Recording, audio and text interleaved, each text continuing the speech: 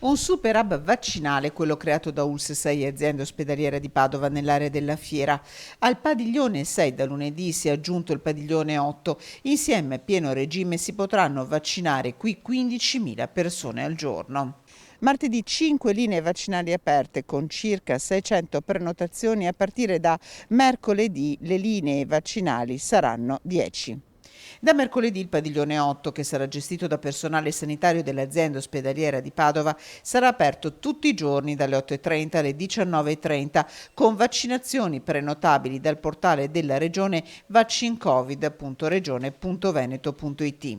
Ingresso da via Rismondo, parcheggio disponibile, ma in caso di necessità si potrà utilizzare anche il park sotterraneo. Un'area completamente attrezzata con portali di rilevamento della temperatura all'ingresso, 40 box per l'anamnesi e per ora 10 linee vaccinali. La macchina è pienamente operativa per gli slot aperti, residenti over 60 e over 70, persone disabili e vulnerabili dai 16 anni in su, loro familiari, conviventi e caregiver. Ci sono posti disponibili.